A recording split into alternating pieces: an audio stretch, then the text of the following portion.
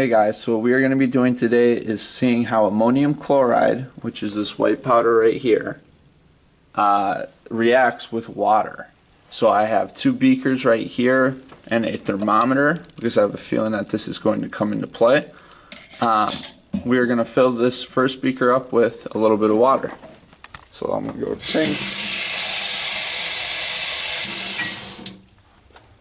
Alright. Almost perfect at 250 milliliters. Wow, I'm so good. I didn't even try that. Alright, anyways.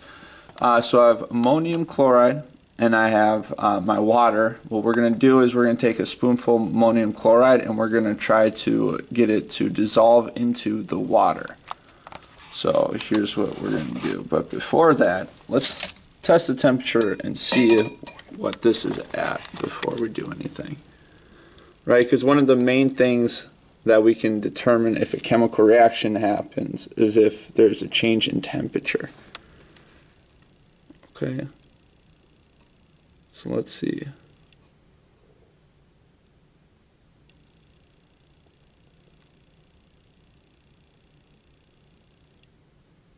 So it's about 76 degrees right now. All right, so 76 degrees, let's keep that in mind. Alright, so let's now add in a spoonful of ammonium chloride, NH4Cl. Alright, and we'll stir this up a little bit.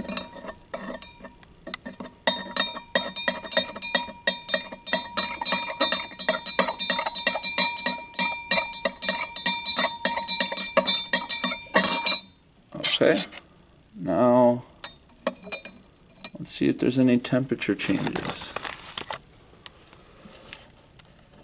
or if we see anything else happening.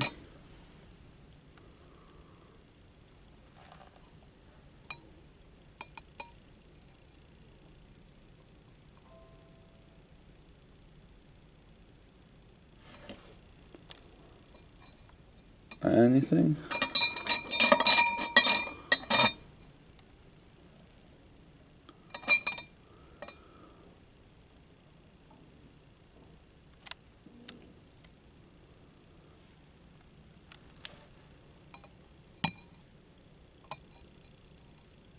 Well, the temperature decreased a little bit. It went from 76 to now it is about, what, 72 and a half? So 72.5 or 73? 73, right? Because it's counting by twos.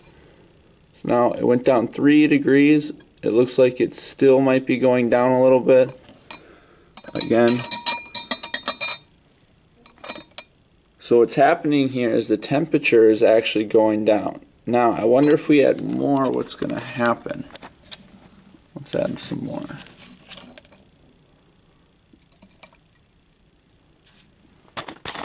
Oops, I just poured it all over the thing.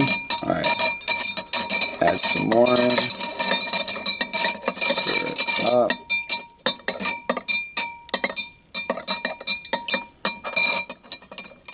Alright. I wonder how it feels. Ooh, it's cold. It's a little bit colder than it was before.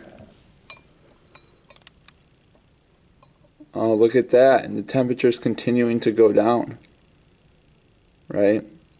It's not like we put ice cubes in it, so that's kind of weird. Now the temperature is about 72. So this is a really interesting reaction we have right here. Whoops.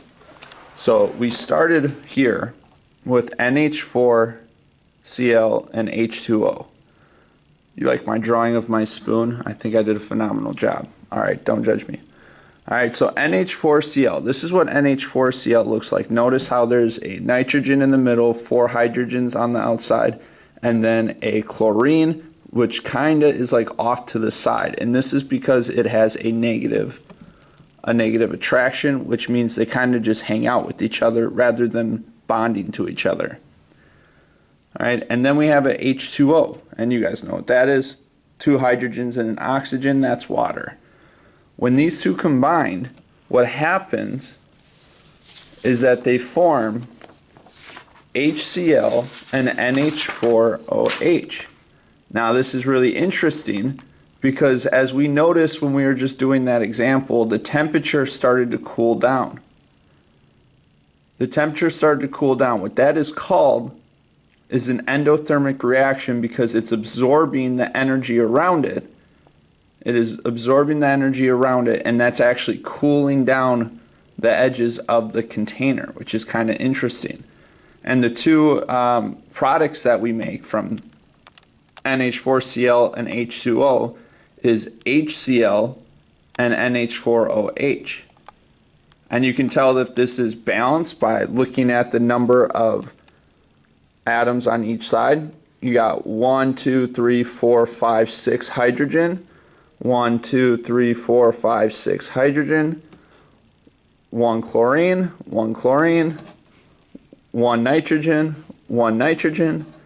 1 oxygen, and 1 oxygen. So this is a balanced equation. This is what happened. And this does show energy being absorbed.